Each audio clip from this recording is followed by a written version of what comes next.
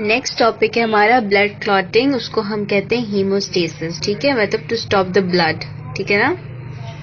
अच्छा जी, आपके पास एक नॉर्मल वेसल होती है, उस पर कोई इंजरी हो जाए तो आपके पास सबसे पहले जो इवेंट होता है उसको हम वेस्कुलर स्पाज्म बोलते हैं, उसको वेजो कंस्ट्रिक्शन भी बोलते हैं। ठीक है, वेजो कंस्ट्रिक्शन को मायोजेनिक स्पाज्म भी बोलते हैं, क्योंकि आपकी जो वेसल्स होती हैं वो मसल्स उसके मस्कुलर वो होती है उसकी वॉल, तो उसको मायोजेनिक स्पाज्म भी बोलते हैं। ठीक है।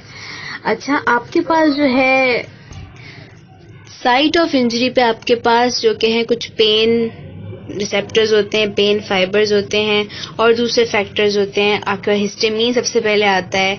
ठीक है, और आपके पास 5 साइंस होते हैं इन्फ्लेमेशन के।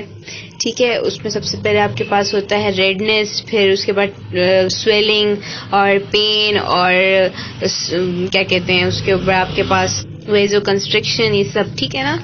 अच्छा, आपके पास जब भी वेस्कुलर इंजरी होगी, ठीक है, तो आपके पास जो है सबसे पहले वेजो कंस्ट्रिक्शन होगी, फिर आपके पास प्लेटलेट एग्रीगेशन होगी और उसके बाद आपके पास जो है कोलेजन फॉर्मेशन होगी। सही है। तो आपका जो फर्स्ट स्टेप होता है उसमें आपके पास आता है वेजो कंस्ट्रिक्शन। ठीक है, then we have platelet plug formation, जो कि 30 से 60 सेकेंड में बनता है। ठीक है, 1 मिनट में बन जाएगा। उसके बाद आपके पास होता है कोगुलेशन। ठीक है, कोगुलेशन जो कि होती है वो ब्लीडिंग को डिक्रीज करती है और एंड में आपके पास होता है रीमॉडलिंग फेज। सही है। तो जो आपके पास जो प्लेटलेट प्लग होता है उसमें आपके प्लेटलेट्स होते हैं जो कि आपके पास प्रोथ्रोम्बिन को एक्टिवेट करेंगे। ठीक है, प्रोथ्रोम्बिन को एक्टिवेट किया जाता है। प्रोथ्रोम्बिन जब एक्टिवेट होता है, प्रोथ्रोम्बिन एक्टिवेटर जो होता है वो प्रोथ्रोम्बिन को एक्टिवेट करता है। फिर प्रोथ्रोम्बिन जो कि है आपके पास जो कि लिवर में बनता है, तो वो विटामिन के डिपेंडेंट होता है और फैक्टर 7 और सी फैक्टर होता है। ठीक है, अगर आपके पास कोई भी क्लॉटिंग हो रही है कहीं पे भी, तो उसमें आपके पास प्रोथ्रोम्बिन काम कर रहा होता है, फैक्टर 7 काम कर रहा होता है और सी फैक्टर काम कर रहा होता है। अगर कोई बीसीक्यू आता है कि जी आपके पास प्रोथ्रोम्बिन टाइम डिले हो गया है या आपका ब्लीडिंग टाइम डिले हो गया है या क्लॉटिंग टाइम आपके पास डिले हो गया है, तो इसका मतलब ये है कि आपके पास प्रोथ्रोम्बिन में मसला है। अगर प्रोथ्रोम्बिन ऑप्शन में नहीं होता तो आपके पास विटामिन के, फैक्टर 7 या सी फैक्टर होता है जिनकी कमी होती है। ठीक है, तो आपका लिवर जो कि है मेनली आके प्रोड्यूस कर रहा होता है प्रोथ्रोम्बिन। प्रोथ्रोम्बिन जो कि है वो कन्वर्ट करेगा फिब्रिन, प्रोथ्रोम्बिन कन्वर्ट हो जाएगा थ्रोम्बिन में, फिर थ्रोम्बिन इवेंचुअली फिब्रिनोजन को फिब्रिन कन्वर्ट करेगा। हमारे पास एंड प्रोडक्ट हमें चाहिए होती है फिब्रिन। कोई भी क्लॉट बन रहा है ना हमारी बॉडी में, उसमें जो एंड प्रोडक्ट चाहिए होती है हमें फिब्रिन होता है। Fibrin are thread like proteins. ठीक है, these are thread like proteins जो कि एंड में आपके पास कोलेजन फॉर्म कर रही होती हैं। सही है। अब आपके यही प्लेटलेट्स जो है ना कुछ प्रोटीन्स प्रोड्यूस करते हैं, जैसे कि उनमें आती है थ्रोम्बोस्थिलिन। ठीक है, जो कि क्लॉट का जो इलास्टिसिटी है वो करेगी। क्लॉट का जो आपके पास वो है क्या कहते हैं उसकी जो स्ट्रक्चर है उसको वो करेगी, स्टेबलाइज करेगी। उसके अलावा आपके पास होते हैं प्रोस्टाग्लैंडिन्स, ये पेन करवा रहे होते हैं। ठीक है, उसके बाद आपके पास होते हैं फिब्रिन स्टेबलाइजिंग फैक्टर, जिसको आप फैक्टर 13 बोलते हैं। तो प्लेटलेट जो है ना आपके पास फैक्टर 13 प्रोड्यूस कर रहा होता है। ये जो फैक्टर 13 होता है ना, ये आपके पास फिब्रिन को स्टेबलाइज कर रहा होता है। ठीक है, ये बीसीक्यू आता है कि फिब्रिन स्टेबलाइजिंग फैक्टर जो होता है वो कौन सा होता है, तो वो होता है आपके पास फैक्टर 13। सही है।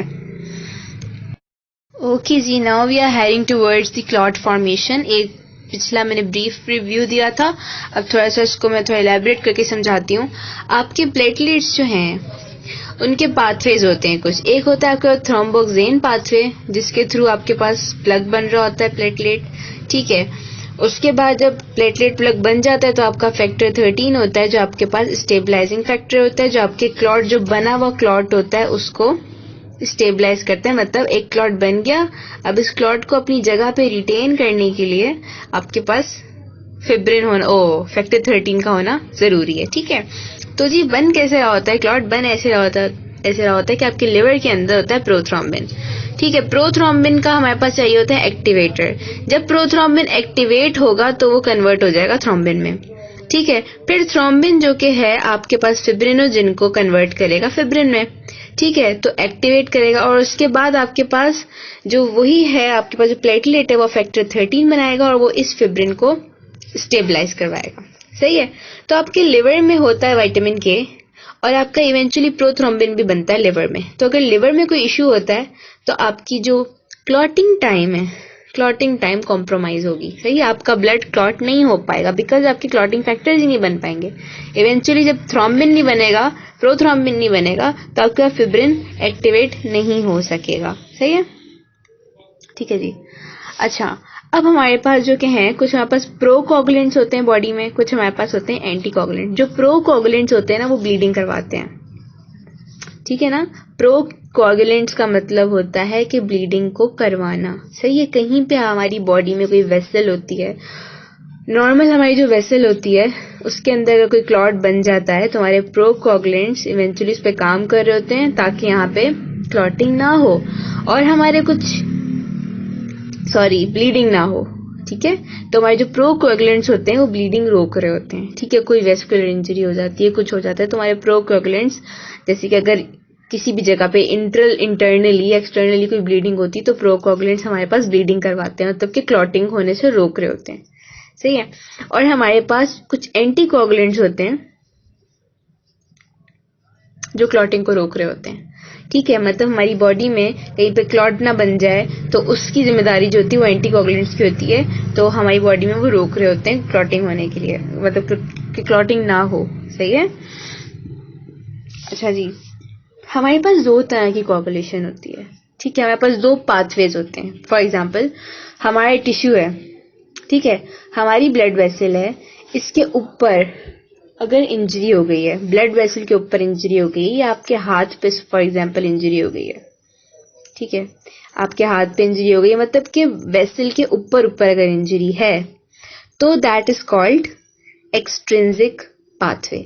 अगर आपके टिश्यू के ऊपर कोई इंजरी हुई है और अगर वो हील हो रही है तो उसके लिए हमें कौन सा पाथवे चाहिए? उसके लिए हमें चाहिए एक्सट्रिंसिक पाथवे।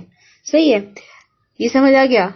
अब हमारे पास जो ब्लड के अंदर हमारे आरबीसीज जो होते हैं या हमारे डब्ल्यूबीसीज जो होते हैं, उनके अंदर कोई इन्फेक्शियस डिजीज हो गया है या उनके ऊपर कोई इंजरी हो गई है, समझ रहे हैं, मतलब कि वेसल के अंदर इंटरनली अगर कोई मसला हो रहा है तो फिर हमारे पास इंट्रिंसिक पाथवे एक्टिवेट होता है। ये बात तो क्लियर है, एक्सट्रिंसिक और एक्सट्रिंसिक में फर्क पता चल गया।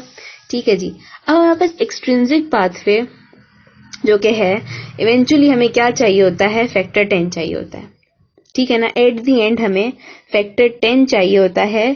फैक्टर 10 जो कि है वो एट द एंड जाके हमको देगा थ्रोम्बिन।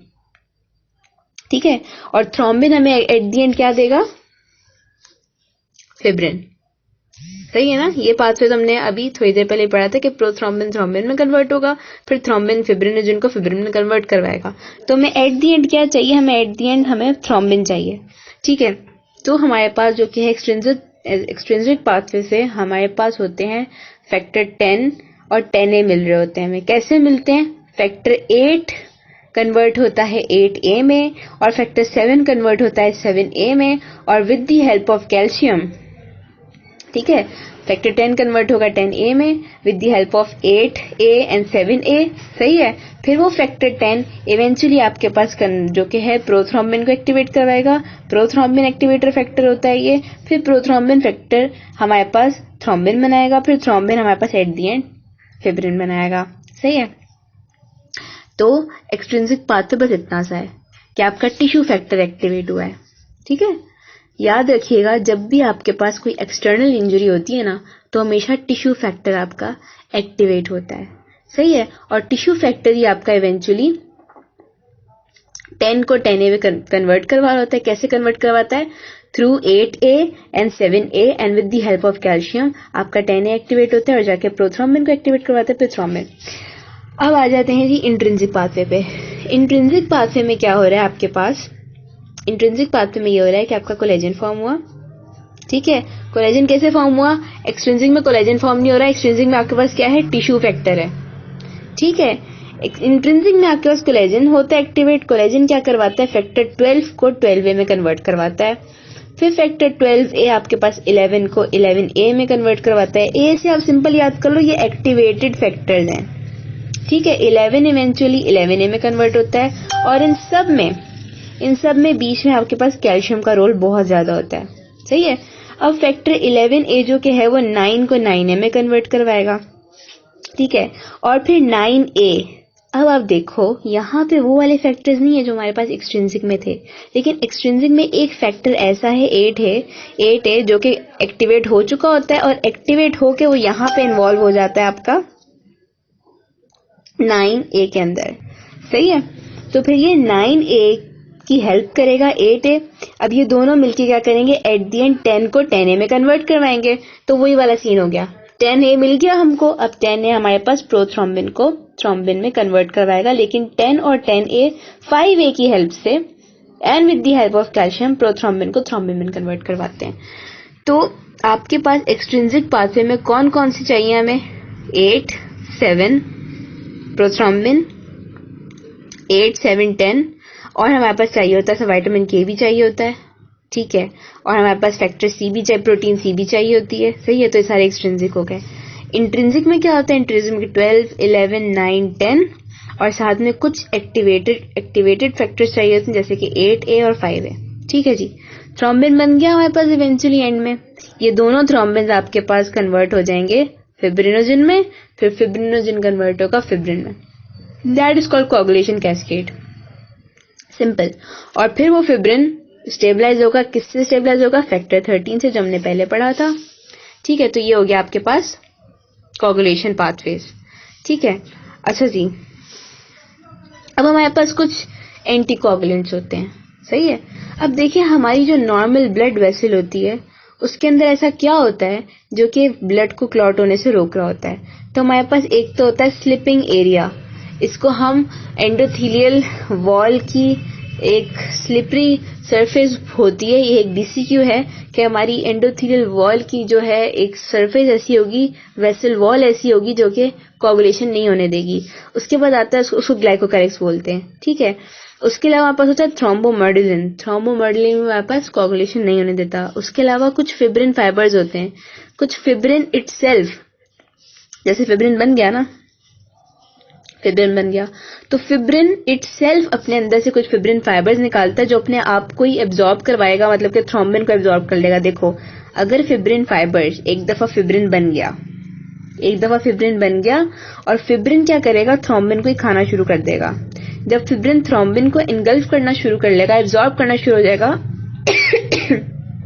तो मजीद फिब्रिन नहीं बनेंगे। तो इस तरह क्या होगा, आपके पास कोआगुलेशन रुक जाएगी। उसके अलावा हमारे पास बहुत ज्यादा एक मोस्ट कॉमन एंटी थ्रोम्बिन या एंटीकोगुलेंट होता है, उसको हम हेपेरिन बोलते हैं, सही है। तो हेपेरिन हमारे पास कहाँ से आता है, जब भी हमारे पास इन्फ्लेमेशन होती है तो हमारे जो मास्ट सेल्स होते हैं, मास्ट सेल्स हमारे पास क्या क्या रिलीज कर रहे होते हैं, ब्रेडिकाइन रिलीज कर रहे होते हैं, और हमारे पास हेपेरिन भी रिलीज कर रहे होते हैं, सही है। और इसके अलावा हेपेरिन को रिलीज करवाने के लिए फैक्टर 12, 11, 10 और 9 और फैक्टर C चाहिए होता है, ठीक है, जो कि हेपेरिन को रिलीज करेगा। उसके अलावा हमारे पास जब इंजरी होती है तो इंजरी में विटामिन K अगर डिक्रीज होगा, किसी का अगर विटामिन K कम होगा, या उसको कोई क्लॉटिंग में प्रॉब्लम होगा, या उसका वो खराब होगा, लिवर खराब होगा, तो उसका विटामिन K कम हो जाएगा। जब विटामिन K कम होगा तो ब्लीडिंग होगी पेशेंट को, ठीक है। जब पेशेंट को ब्लीडिंग होती है तो विटामिन K क्या करवाता है, विटामिन K आपकी ब्लीडिंग को रोकता है, सही है। उसमें अंदर से ग्लूटामेट निकलता है, और विटामिन K डिपेंडेंट फैक्टर्स जो होते हैं आपके पास वो इवेंचुअली होते हैं 7, 9, 10, प्रोटीन C, ठीक है। ये 3 फैक्टर्स होते हैं। तो अगर किसी को ब्लीडिंग हो रही है और ब्लीडिंग टाइम आपका इंक्रीज हो गया है तो आपके पास किस चीज की कमी होगी, विटामिन K की कमी होगी। विटामिन K अगर ऑप्शन में नहीं लिखा तो आपके पास फैक्टर 7 की कमी होगी, फैक्टर 7 मेन है। अगर फैक्टर 7 नहीं लिखा तो प्रोटीन C की कमी होगी, ठीक है। तो आपके पास ये एक एंजाइम होता है, मैं इसका शॉर्ट टर्म लिखा, मुझे उसका लॉन्ग एब्रिविएशन याद नहीं आ रही। तो हमारे पास जब भी ब्लीडिंग टाइम ज्यादा होगा तो आपके पास ये फैक्टर की कमी होगी, सही है। अच्छा जी, क्लॉटिंग हो गई सारी। अब आपके पास आती है क्लॉट रिट्रैक्शन, ठीक है, एक दफा क्लॉट बन गया, अब क्लॉट ने वहां से हटना भी है। ठीक है, तो क्लॉट कैसे हटता है कि आपके जो प्लेटलेट्स होते हैं वो कॉन्ट्रैक्ट होना शुरू होते हैं। जब प्लेटलेट्स कॉन्ट्रैक्ट होना शुरू होते हैं तो वो प्लाज्मिन रिलीज करते हैं। प्लाज्मिन इवेंचुअली फिब्रिनोजन और with the help of factor 5, 12 और 8 जो कि है वो डाइजेस्ट कर लेते हैं इस क्लॉट को और इसकी लाइसिस हो जाती है। तो इस तरह से आपका पूरा कोगुलेशन का प्रोसेस है। I hope you guys understand. कोई भी क्वेश्चन हो, please you are free to ask. Thank you so much.